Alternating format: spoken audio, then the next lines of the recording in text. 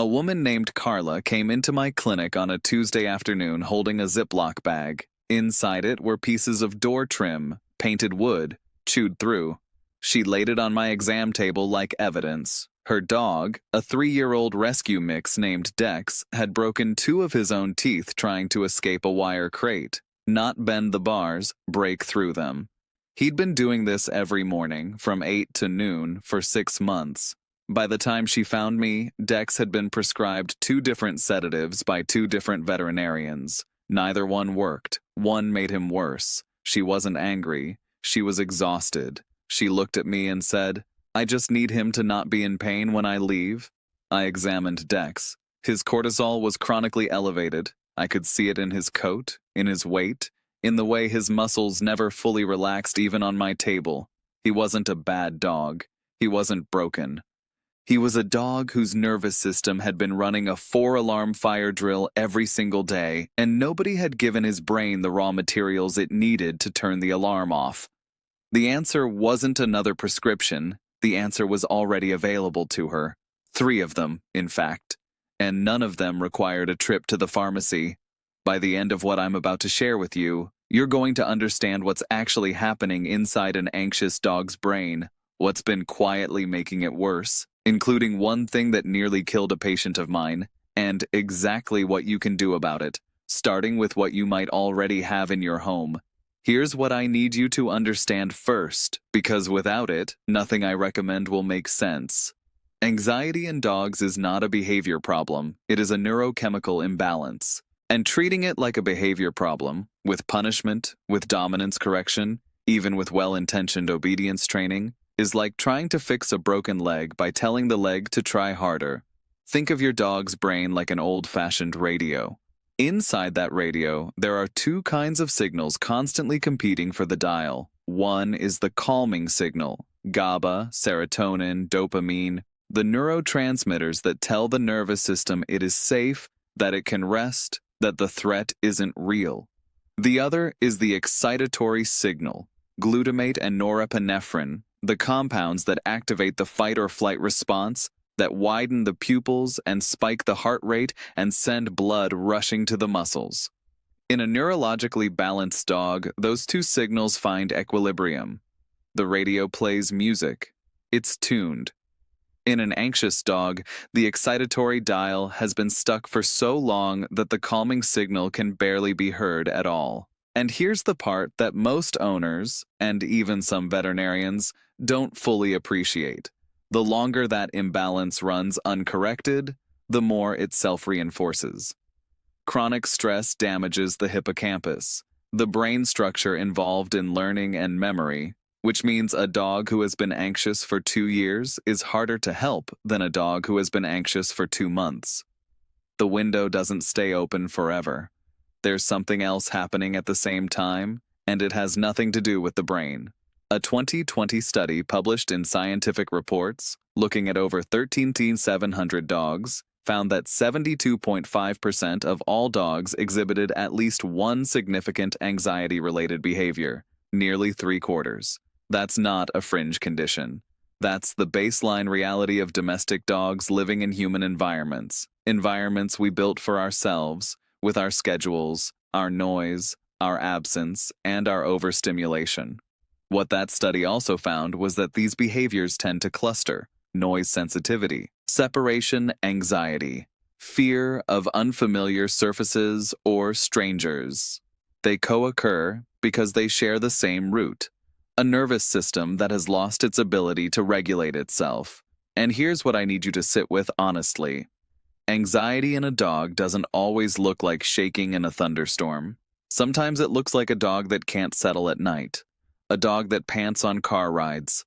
A dog that has destroyed 3 couches and you've been told is high energy. A dog that follows you from room to room and trembles when you put on your shoes. These dogs are not being dramatic. They are not seeking attention. Their nervous systems are in a state of chronic low-grade emergency, and the signals are there if you know how to read them. The good news, and I say this from 22 years of treating these animals, is that the nervous system is more responsive to nutritional and environmental intervention than most people believe. The brain is not fixed. The dial can move. But there's something you need to know before we talk about what works, because in the world of dog anxiety products, there is one ingredient hiding in plain sight that I have watched nearly kill a patient of mine. And it's probably in your home right now. I've been a veterinary internal medicine specialist for 22 years. I've treated over 4,000 dogs presenting with anxiety-adjacent conditions, cardiac symptoms driven by chronic stress, immune dysfunction, gastrointestinal disease that traced back to a nervous system that never calmed down. I've seen what untreated anxiety does to a body over time. It doesn't stay in the brain, it spreads. The question that follows me home from the clinic, the one I've carried for 2 decades, is not, why is this dog anxious? That one usually has a clear answer. The question is, how did it get this far before anyone connected the dots? I make these videos because the appointment slot is 20 minutes, and what I'm about to tell you takes longer than 20 minutes to explain properly, so let's use the time we have. Before anything else, I need to tell you about Marcus. Marcus was a 4-year-old Labrador whose owner, a man named Joel, had read everything he could find about managing thunderstorm anxiety. Joel was doing everything right: puzzle feeders, enrichment, a compression wrap, and every time a storm rolled in, he'd fill a Kong toy with peanut butter and freeze it, because the repetitive licking would calm Dex down and the frozen center would keep him occupied. Joel had recently switched to a low-sugar peanut butter he found at the grocery store. The label called it a healthier option. Within 45 minutes of that first frozen Kong, Marcus had a seizure. I want to explain exactly what happened because the mechanism is something every dog owner needs to understand. The peanut butter contained an ingredient listed on the label as birch sugar. You may also see it written as birch bark extract. Both are common rebranding terms for xylitol, a sugar substitute that is perfectly safe for humans and catastrophically toxic to dogs. When a dog ingests xylitol, the body mistakes it for real sugar and releases a massive surge of insulin. Not a gradual response. A flooding of insulin into the bloodstream that can drop blood glucose to near zero within 30 to 60 minutes. The result is hypoglycemia severe enough to cause seizures, liver failure, and death. Marcus spent 48 hours in our ICU on an IV dextrose strip. He survived. The bill was over $3,000, and Joel had no idea because the word xylitol wasn't on the label. Birch sugar was. I want you to go to your cabinet right now, after this, not during, and read the ingredient list on your peanut butter. Any peanut butter you use for Kongs, lick mats, or training treats. What you want is one ingredient, peanuts, nothing else, nothing. No added sugar, no sweetener, nothing described as birch anything. This is the most important thing I'll tell you today. Not because the interventions I'm about to share aren't valuable, they are, and the evidence behind them is real, but because none of that matters if you've introduced a toxin into the very tools you're using to help. Now, the 3 methods. Method 1. Amino acids and natural peptides. The question I get asked more than any other, by owners who have tried everything and are exhausted, is whether there's something they can give their dog that works like the prescription anti-anxiety medications, but without turning their dog into a zombie. There is. 2 of them, actually. And the research behind them is not anecdotal. The first is L-theanine. L-theanine is an amino acid found naturally in green tea leaves. I want you to understand what it does at the level of the brain, because the mechanism is why it works. L-theanine crosses the blood-brain barrier, which is actually a difficult thing for most compounds to do. And once it's there, it increases the production of GABA, serotonin, and dopamine simultaneously, the calming side of the radio I described earlier. At the same time, it blocks the binding of glutamate, the excitatory neurotransmitter that keeps the fight-or-flight response running. The result is a dog that is calmer, more receptive to its environment, more capable of learning without sedation. The dog is not drowsy. The dial just moves towards center. A study published in the Journal of Veterinary Behavior found that L-theanine significantly reduced fear responses in dogs exposed to unfamiliar humans and environmental stressors over a 2-month trial. Not some dogs showed improvement. Statistically significant reduction across the group. The dosing is weight-based. For dogs under 22 pounds, 50 milligrams twice daily. For dogs 22 pounds and over, 100 milligrams twice daily. It comes in chewable tablets or powder. The powder is easier if your dog is suspicious of anything new. Mix it into food. Cost is typically $25 to $40 a month. One caution: do not use human green tea extract as a substitute. It contains caffeine, which is toxic to dogs. You want a veterinary-formulated L-theanine product. Nothing from the human supplement aisle. The second compound is less well known, and that's a gap in public knowledge that genuinely frustrates me. Alpha-casozepine is a natural peptide derived from milk protein, specifically casein, the protein in bovine milk. What it does is remarkable.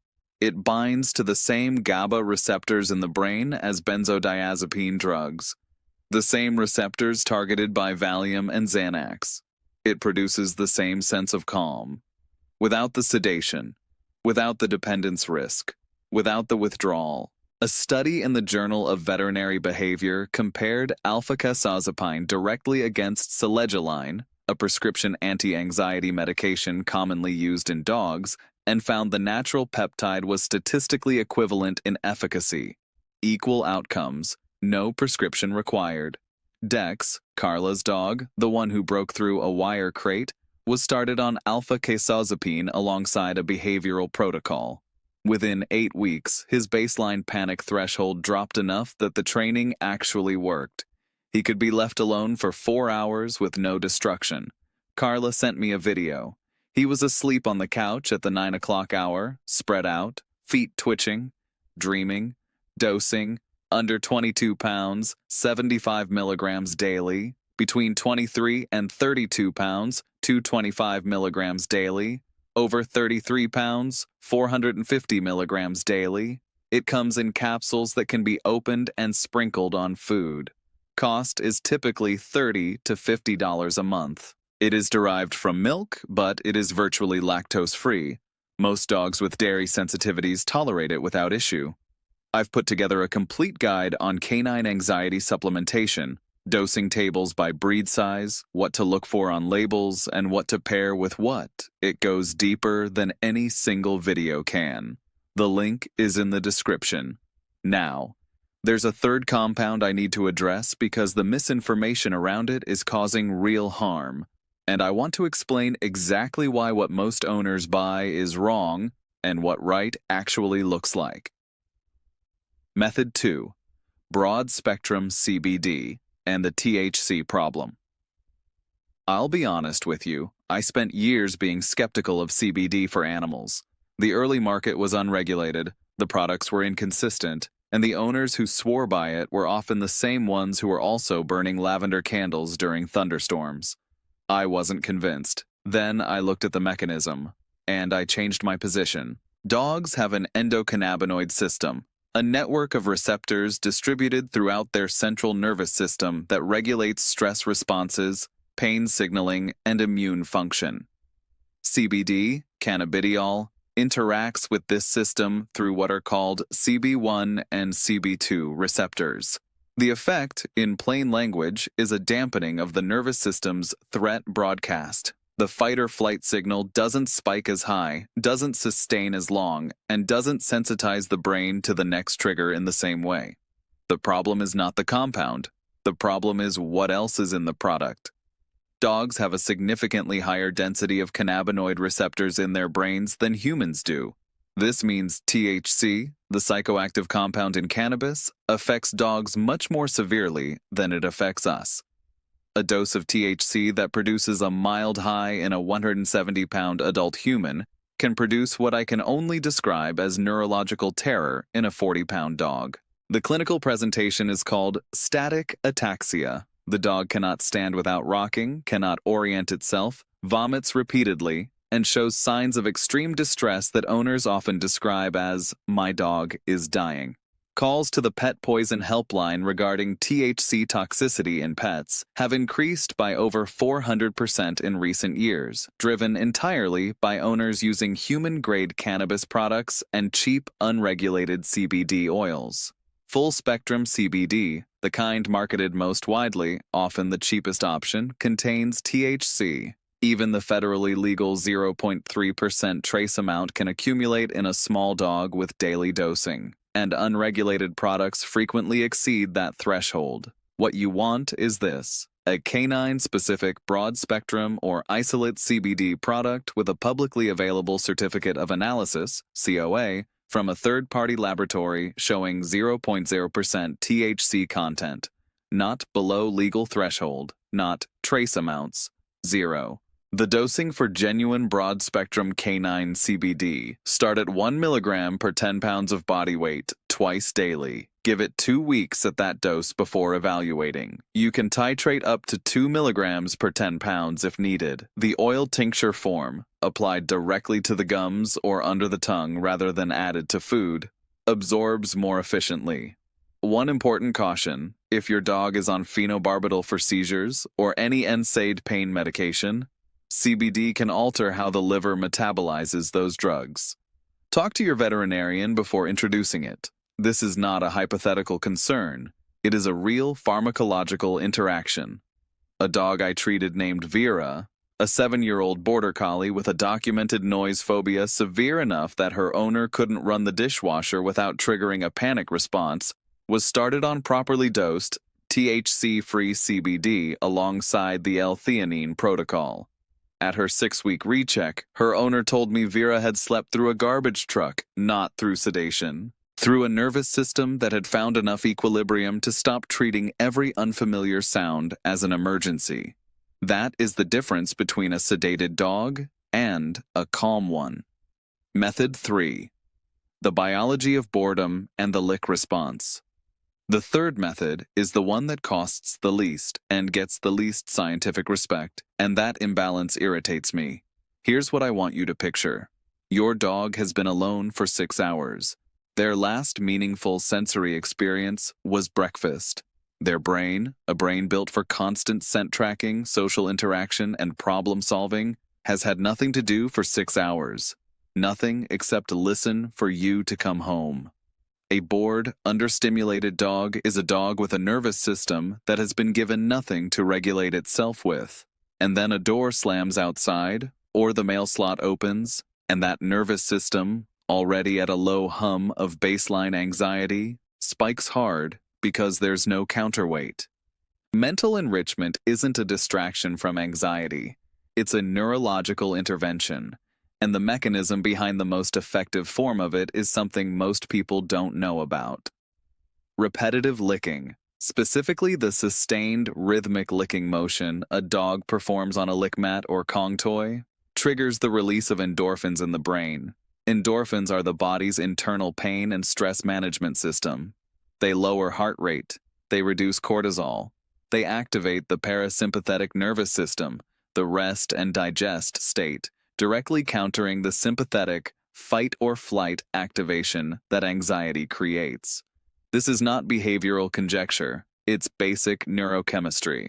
A 2017 study in physiology and behavior found that playing soft rock and reggae music significantly decreased stress behaviors and lowered heart rates in kenneled dogs compared to silence. What that study demonstrated more broadly is that the anxious nervous system is highly responsive to sensory input. The right sensory input actively downregulates the stress response. The practical application is this: a lick mat or a puzzle feeder used consistently before a triggering event, before you leave the house, before a storm, before a vet visit, gives the brain something productive to do with its activation energy. The licking response generates endorphins, the problem-solving generates dopamine, and the sustained, predictable activity anchors the dog's attention somewhere other than the door you just walked out of. Here is where I need to return to Marcus and xylitol. The single most common filling for lick mats and Kong toys is peanut butter, which is why the label reading I described earlier isn't optional. You're not just buying a product, you're potentially filling the very tool designed to calm your dog with a compound that can send them into a seizure. Pure peanut butter. Ingredient list reads, peanuts, nothing else, is safe. Mashed banana, plain pumpkin puree, Greek yogurt in small amounts, these all work. The texture matters more than the flavor, and if your dog doesn't engage with the mat, freeze it first. A frozen lick mat takes longer. Longer sustained licking, longer endorphin release, longer calm. I've watched this intervention change the morning routine of families who had given up on managing their dog's separation anxiety. Not because it fixes the root cause, it doesn't, not on its own, but because it creates a neurochemical window, a 15 to 20-minute period of endorphin-driven calm that gives the behavioral training room to actually work. Dex got a frozen lick mat every morning when Carla put on her shoes. By week 3, the shoes became a trigger for anticipation rather than panic. The nervous system had learned a new association. That's how behavioral change works, but only when the chemistry is in a state where learning is possible. 3 methods, 3 different entry points into the same problem. L-theanine and alpha-casozepine work from the top down. They change the neurochemical environment, giving the brain the raw materials to stop broadcasting emergency signals. CBD, the right kind, works on the receptor level, dampening the nervous system's sensitivity to perceived threats. And lick-based enrichment works from the body up, triggering an endorphin release that directly counters the cortisol spike at the physiological level. Different doors, the same room. And the room they all lead to is a dog whose nervous system is no longer spending every available resource on a threat response that isn't actually there. A dog that can finally process new information. A dog that can learn. That's not a philosophical point. That's biology. The anxious brain is a brain in survival mode, and a brain in survival mode cannot learn. It can only react. Any intervention that moves a dog out of survival mode, even partially, even temporarily, opens a window for everything else to work. Carla brought Dex back to my clinic 4 months after that first appointment. Not because something was wrong. She brought him so I could see. Dex walked into my exam room, the same room where I'd felt his chronically tensed muscles, where I'd looked at the Ziploc bag of chewed door trim, and he sniffed the base of my table. Methodically, not frantically. Just curious. Then he sat down and looked at Carla. That's it. That's the whole image. A dog who sat down. I know how unremarkable that sounds, but in 22 years of this work, I've learned that the dogs who can't sit, who can't just exist in a room without scanning every corner of it for threats, those dogs are the ones whose owners are running on empty. And the ones who can sit, who can breathe, who can just be present, those are the outcomes that make this work feel like it matters. Carla said, "He slept through the garbage truck last Thursday." She laughed when she said it. Like it was an impossible thing that had become ordinary. I hear that progression, from impossible to ordinary, more often than people might expect. And the difference, in nearly every case, is not a dramatic medical intervention. It's an owner who understood what was actually happening inside their dog's nervous system and who made 3 specific evidence-based changes. Here is what those changes were, said plainly, the way I'd say them to a colleague. If your dog's anxiety is driven by a neurochemical imbalance, and in most cases it is, consider L-theanine and alpha-casozepine before reaching for prescription sedatives. The research supports them. The safety profile is strong. Weight-based dosing, given consistently, not just during events. If you're exploring CBD, make sure it's canine-specific, broad-spectrum, or isolate, with a KOA confirming 0 THC, dose at 1 to 2 milligrams per 10 pounds of body weight, twice daily, and give it 2 weeks before evaluating. And if your dog is on any prescription medication, your veterinarian needs to know before you start, and every morning, before you leave, frozen lick mat. Pure peanut butter, mashed banana, plain pumpkin, read the label, know what's in it. I want to close with a number that I think about often. 72.5% of all domestic dogs show at least one anxiety-related behavior. That means in any neighborhood, on any block, the majority of dogs are running some level of chronic stress that their owners may not recognize, and that their owners could address with information that simply hasn't reached them yet. You now have that information. What you do with it is your choice. Before changing anything, diet, supplements, routine, talk to your veterinarian. Bring them what you've learned. Ask better questions. They know your dog's history in ways I can't, and a good clinician will work with you, not around you. That's how this is supposed to work.